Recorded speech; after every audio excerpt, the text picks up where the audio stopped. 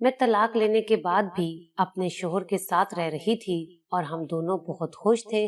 میرا شوہر اس غلطی کی مجھ سے کئی بار معافی مانگ چکا تھا اور میں نے اسے معاف کر دیا تھا۔ ایک روز شوہر نے مجھے کہا کہ ہم بہت بڑا گناہ کر رہے ہیں، ہمیں حلالہ لازمی کرنا ہوگا۔ میں شوہر کی یہ بات مان گئی۔ میرا شوہر اس دن ایک لڑکے کو لے آیا اور ایک رات کے لیے میرا نکاح اس کے ساتھ کر دیا، مگر وہ لڑکا بہت ہی چالاک نکلا۔ میرے تو قدموں تلے سے زمین نکل گئی جب اس لڑکے نے میرا نام نادیہ ہے۔ کسی بھی عورت کے لیے سب سے زیادہ شرمندگی اور بے عزتی کی بات یہ ہوتی ہے کہ اس کا شوہر اس کے کردار پر شک کرے۔ شفیق کے معاملے میں بھی کچھ ایسا ہی تھا۔ آج رات کے 8 بجے حسب معمول میں اور شفیق اپنے کمرے میں ٹی وی پر ڈرامہ دیکھ رہے تھے، تب اچانک میرے فون پر کسی کا میسج آیا تھا۔ شفیق نے گھور کر یوں دیکھا جیسے انہیں مجھ پر شک ہو۔ شرارتاً میں نے بھی اپنا فون اپنے پاس رکھ لیا۔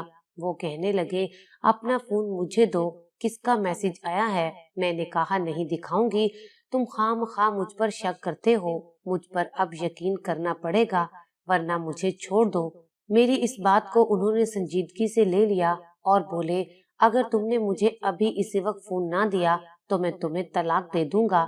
یہ سن کر مجھے بھی غصہ آ گیا۔ جو شخص مجھے اتنی سی بات پر چھوڑ سکتا ہے اس کا کوئی بھروسہ نہیں ہے۔ دے دو طلاق، اچھا ہو جائے گا، میری جان چھوٹ جائے گی تم سے۔ مجھے بھی شوق نہیں ہے ایسے شکی مرد کے ساتھ اپنی زندگی برباد کرنے کا۔ یہ کہنا تھا کہ شفیق کو غصہ آ گیا۔ انہوں نے اسی وقت مجھے طلاق دے دی اور غصے میں بکتے ہوئے گھر سے باہر چلے گئے۔ میں تو سوچتی رہ گئی کہ شفیق کس قدر بے اعتبار شخص تھا۔ فون پر دیکھا تو کمپنی کا میسج تھا، تب پچھتانے لگی کہ کاش ان کو یہ میسج دکھا دیا ہوتا۔ میں تو ان سے مذاق میں شرارت کر رہی تھی، مگر وہ تو یہ بات دل پر لے گئے تھے۔ بہرحال میرے دل میں پہلے بھی کوئی چور نہ تھا، اب بھی ایسی کوئی بات نہیں تھی جس کی وجہ سے میں نے اپنا فون چھپایا ہو۔ تھوڑی دیر کے بعد مجھے احساس ہوا کہ واقعی ہم دونوں کی راہیں جدا ہو چکی ہیں۔ تب آنکھوں سے آنسو بہنے لگے۔ ہماری شادی کو 2 سال ہو چکے تھے اور ان 2 سالوں کو ہم نے محبت سے بتایا تھا، مگر آج معمولی سی بات پر وہ بے وفا مجھے چھوڑ کر چلا گیا۔ اس وقت رات کافی گہری ہو چکی تھی۔ میری ہمت نہ پڑی کہ والدین کے گھر جاؤں، وہ بھی اس غمگین حالت میں مجھے دیکھ کر یقیناً پریشان ہوں گے۔ میں نے اپنا سامان اٹھایا اور دوسرے کمرے میں چلی گئی۔ میں جانتی تھی کہ شفیق بھی کچھ دیر بعد گھر لوٹ آئے گا اور ایسا ہی ہوا۔ میں اپنے کمرے میں بیٹھی رو رہی تھی کہ باہر سے شفیق کے قدموں کی آواز آئی۔ یقیناً وہ اب پچھتا رہا ہوگا، میں نے دل میں سوچا تھا، لیکن وہ تو میرے کمرے کی طرف بھی نہ آیا، آرام سے اپنے کمرے میں جا کر سو گیا۔ بلب بند ہونے کی آواز آئی تو جیسے میرے دل پر کسی نے پتھر سا گرا دیا ہو۔ وہ سو گیا تھا، یقیناً اس نے صبح سویرے ہی اٹھنا تھا۔ میں بھی بوجھل قدموں کے ساتھ اپنے بیڈ پر آ کر لیٹ گئی، سوچ رہی تھی کہ صبح امی ابو کے گھر چلی جاؤں گی۔ آنکھوں سے نیند کوسوں دور تھی۔ میرے ذہن میں ہماری شادی کی یادیں چل رہی تھی، کیسے شفیق نے اپنی دیوانگی کی بنا پر مجھے اپنا بنایا تھا اور مجھے بے پناہ چاہتے بھی تھے۔ انہوں نے مجھے ایک نظر ہی دیکھا تھا اور مجھ پر فدا ہو گئے تھے۔ پھر اپنے والدین کو ہمارے گھر بھیج کر رشتہ بھیجا۔ میرے والدین کے انکار پر انہوں نے خودکشی کی کوشش کی تھی۔ تب ماں باپ نے بھی اس معاملے کو سنجیدگی سے لیا اور شفیق کے ماں باپ کی درخواست پر میرا رشتہ ان کے ساتھ کر دیا۔ ویسے بھی ان میں کوئی برائی نہیں تھی سوائے اس کے کہ وہ خاندان سے باہر کے لوگ تھے اور ہمارے خاندان میں زیادہ ترجیح اسی چیز کو دی جاتی ہے کہ لڑکا اپنے خاندان کا ہو۔ بہرحال شفیق کی اتنی دیوانگی اور محبت ایک پل میں ختم ہو گئی۔ میں پرانی باتوں کو یاد کر کے رو رہی تھی کہ انہوں نے دروازے پر دستک دی۔ شفیق اب شرمندہ ہو رہے تھے۔ دروازہ کھولو نادیہ، مجھے اپنی بات کا بہت دکھ ہے، خدا کے لیے ایسے مت کرو، اب بس کر دو لڑائی۔ شفیق، آپ سمجھ نہیں رہے، یہ معمول کی لڑائی نہیں ہے، ہماری طلاق ہو چکی ہے، میں اب آپ پر حرام ہوں۔ آپ نے سوچا بھی کیسے کہ میں اب آپ کے سامنے آ جاؤں گی؟ میں نے روتے ہوئے کہا تھا۔ ان کی آواز بھی بھرائی تھی۔ وہ کافی دیر تک میری منتیں کرتے رہے، دروازہ بجاتے رہے، مگر اب وہ میرے لیے غیر محرم ہو چکے تھے۔ میں نہیں چاہتی تھی کہ میں ایک مرد کی وجہ سے اللہ تعالیٰ کی نظر میں گنہگار ہو جاؤں۔ میں نے دروازہ نہ کھولا، تھک ہار کر وہ بھی بیٹھ گئے۔ صبح ہوئی تو میں نے دیکھا کہ گھر میں مکمل خاموشی تھی۔ میں نے سوچا کہ وہ آفس چلے گئے ہوں گے۔ میں نے دروازہ کھولا، کچن میں آئی تاکہ کچھ کھا پی کر اپنے گھر جا سکوں۔ میں نے رات کو بھی کچھ نہیں کھایا تھا اور اب ایسے لگتا تھا کہ میں زمین پر گر کر بے ہوش ہو جاؤں گی۔ اتنے میں شفیق بھی آ گئے۔ ان کا انداز والہانہ تھا۔ وہ تو اب بھی مجھے اپنی بیوی سمجھ رہے تھے، مگر مجھے اپنے حدود کا علم تھا۔ میں نے انہیں سختی سے منع کر دیا اور اپنے کمرے میں آ کر سامان وغیرہ اٹھایا۔ جب میں جانے لگی تو انہوں نے ایک بار پھر میری منت کی۔ بولے، ہماری طلاق کا کسی کو علم نہیں ہے، ایسی غلطیاں تو مردوں سے ہو جاتی ہیں، تم یہیں رہ جاؤ، میں تمہیں کچھ نہیں کہوں گا، ہم اس مسئلے کا کوئی نہ کوئی حل ڈھونڈ لیں گے۔ مگر میں نے گوارا نہ کیا کہ ایک غیر مرد کے ساتھ ایک ہی چھت تلے رہوں۔ میں اپنا سامان لے کر ماں باپ کے گھر آ گئی۔ اماں ابا کی پہلے ہی پریشانیاں ہزار تھیں، یہ لوگ کچھ اس انداز میں ملے کہ میں انہیں اپنی طلاق کا بتا نہ سکی۔ امی نے پوچھا تو میں نے جھوٹ بول دیا کہ شفیق کچھ دنوں کے لیے شہر سے باہر گئے ہیں، میں اکیلی تھی اس لیے ادھر آ گئی۔ امی ابو کو تو میں نے مطمئن کر دیا تھا، مگر میرا دل خود بے چین تھا۔ میں جانتی تھی کہ میں شفیق کے بنا ایک پل نہیں رہ سکتی۔ رو رو کر میری آنکھیں لال ہو چکی تھی، مگر میں نے ابھی تک کسی کو اپنا غم نہ بتایا تھا۔ امی ابو کو بھی حقیقت کا علم نہیں تھا، لیکن دل کو یہی سوچ کھائے جا رہی تھی کہ میں یہاں کتنی دیر رہوں گی، ایک نہ ایک دن تو انہیں پتہ چل ہی جائے گا، مگر پھر غم کا اتنا بڑا پہاڑ یہ لوگ کیسے برداشت کریں گے۔ اگلے دن میں اپنے کمرے میں بیٹھی رو رہی تھی کہ شفیق کا فون آ گیا۔ وہ اب بھی منتیں کر رہے تھے کہ تم مان جاؤ۔ انہیں شاید سمجھ نہیں آ رہی تھی کہ وہ مجھے طلاق دے چکے ہیں اور اب اس بات کی کوئی گنجائش نہیں ہے کہ میں دوبارہ ان کے ساتھ بیوی بن کر رہوں۔ شفیق کے مجبور کرنے پر میں نہ مانی۔ تب انہوں نے انوکھی بات کہی۔ بولے، اب اگر تم ایک ہفتے کے اندر گھر واپس نہ آئی تو میں کسی اور عورت سے شادی کر لوں گا۔ یہ بات سن کر میں تڑپ کر رہ گئی، مگر اب ہمارا رشتہ ہی کیا رہ گیا تھا کہ میں کس قسم کا حق جتاتی۔ میں نے کہہ دیا، اگر آپ کو کوئی اور اچھی عورت ملے تو بھلے دوسری شادی کر لیں، مگر میں تو عمر بھر آپ کے نام پر بیٹھی رہوں گی۔ یہ سن کر شفیق بھی بے تاب ہو گئے۔ ان کو میری محبت کا علم ہو گیا تھا کہ میں انہیں کتنا چاہتی ہوں۔ تبھی اگلے روز گھر پر دستک ہوئی۔ اماں نے دروازہ کھولا تو سامنے شفیق کھڑے تھے۔ اماں حیران ہو کر پوچھنے لگی، بیٹا تم تو شہر سے باہر گئے تھے؟ وہ نادم ہو کر بولے کہ میں واپس آ گیا ہوں اور نادیہ کو لینے آیا ہوں۔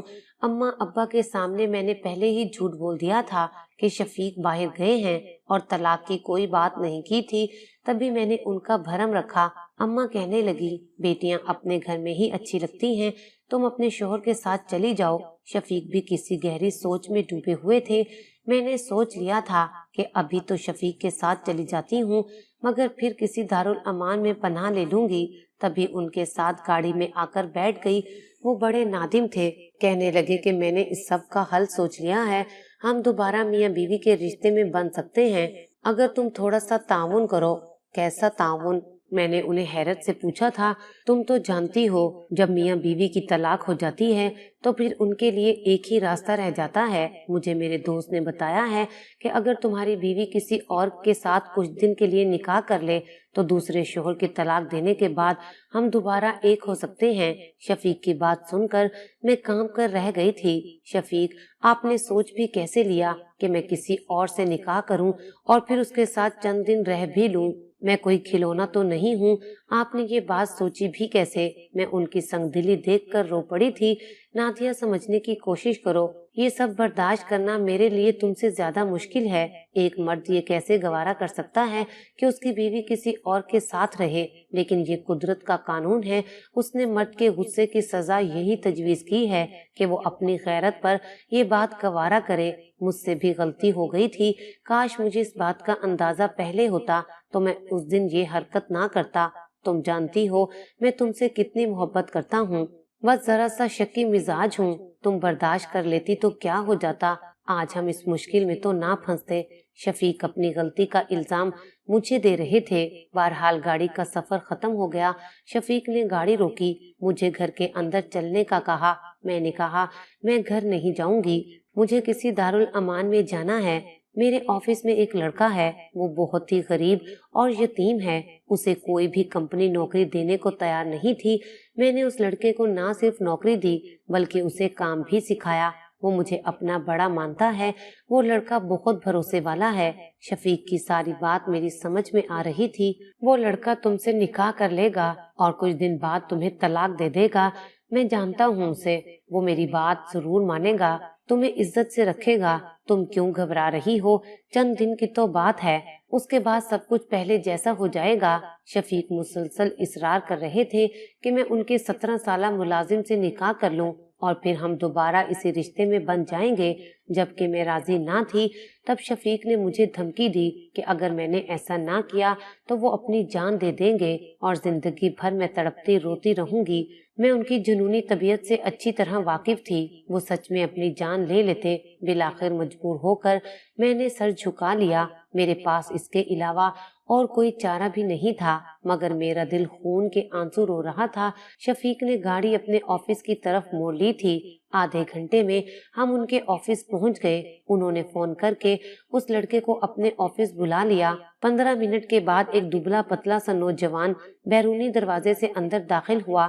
اس لڑکے کو دیکھ کر ہی میری سمجھ میں آ گیا تھا کہ یہ کتنا قابل بھروسہ ہے۔ اس کے چہرے کے تاثرات اور مجھے دیکھنے کا اس کا انداز بتا رہا تھا کہ یہ لڑکا اتنا بھی معصوم اور تابع دار نہیں ہے جتنا کہ میرے شوہر کو لگتا ہے۔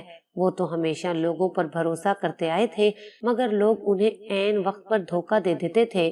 میں جانتی تھی کہ یہ لڑکا بھی قابل بھروسہ نہیں ہے، اور پھر مجھے اس بات کا اندازہ تب ہوا جب شفیق کی ساری بات سمجھانے پر لڑکے کی آنکھوں میں ایک عجیب سی چمک آ گئی۔